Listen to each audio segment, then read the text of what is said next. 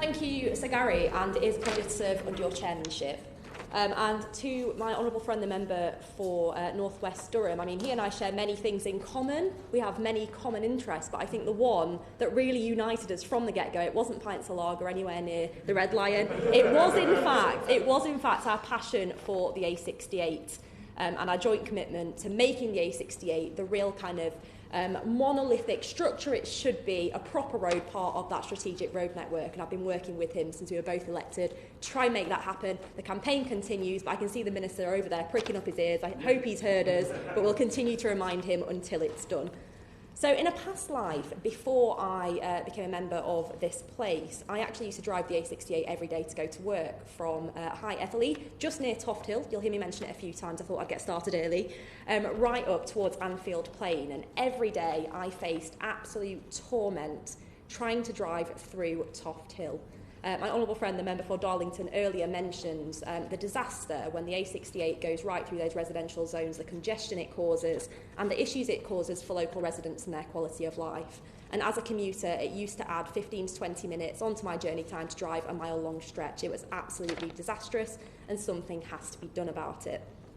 So during the general election, I went out around Toft Hill and High Etherley with some surveys and asked local residents what the key concern on their mind was. And universally, across the board, the issue that came back on, I think 90% of all surveys, those that did bother to respond, they said it was building the bypass in Toft Hill finally.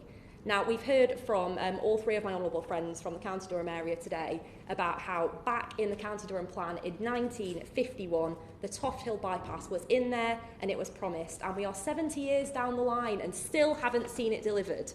And it's an absolute disgrace. But I have some good news which will come up later within this speech.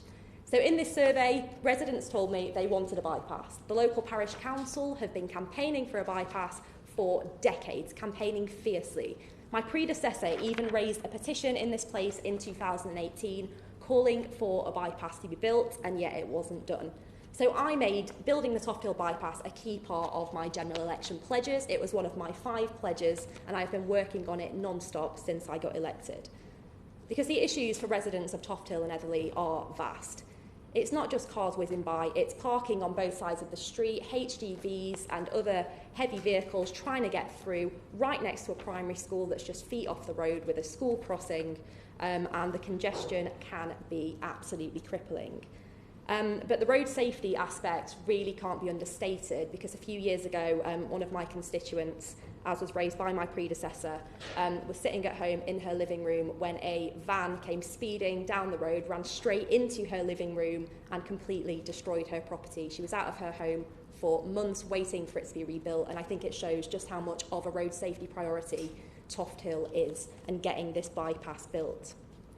So the local parish council have been pushing for this for years. Now, I've only been in post for a year and a half, but I have been non-stop nagging the Transport Secretary and basically anyone else who'll listen about this bypass, which in the national scheme of things may seem small and insignificant, but for residents of Toft Hill, High Etherley and the surrounding areas, this is absolutely crucial.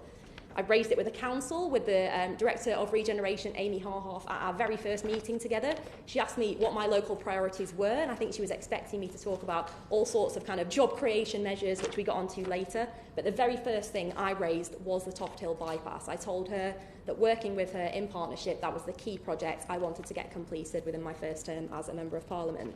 I raised it with the Chief Executive Council, who I think is absolutely sick of hearing me utter the words Toft Hill bypass, but he's been fantastic at helping me to kind of facilitate that campaign. And I've raised it with government. I've raised it with the Transport Secretary, with the Leader of the House, in the Chamber, and privately with countless ministers, including the Community Secretary and the Chancellor. And I hope they're listening. I really hope they are, because for Toft Hill this is crucial. And then we had our local elections just a few short months ago, and I was delighted to say that going from a one Conservative and one Labour ward, we actually took the ward in which Toft Hill sits with 2 Conservative councillors, and one of their key election pledges was getting the Toft Hill bypass built. So the good news that I promised you earlier is that thanks to the incredibly hard work of Amy Harhoff and Dave Wafer at Durham County Council and countless other officers and the campaigners from Toft Hill Parish Council and Etherley Parish Council, we now have a bid that will be going into the Levelling Up Fund this week, within the next few days, calling for this bypass to finally be built. We have a plan. We are asking government for the money, so Minister, please tell me you're listening and please put in a good word for me with the powers that be.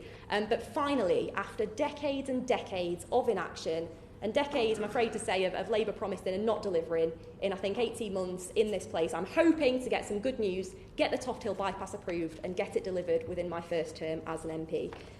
Now, I know there have been some concerns about residents of West Auckland within my constituency about the proposed bypass. There are concerns that they wanted a bigger bypass which would go past both Toft Hill and West Auckland, which had, we believe, been discussed in earlier plans 20 or 30 years ago, I think before I was born, I must say. I think there are concerns about congestion, that the bypass would bring new congestion into West Auckland, and I just want to reassure any residents of West Auckland that that won't be the case.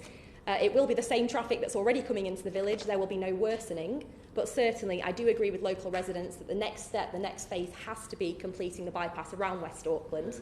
But through this levelling up fund bid, unfortunately, given the amount of time we have, given the sort of steps we have to jump through and the amount of funding available, it's just not possible at this stage.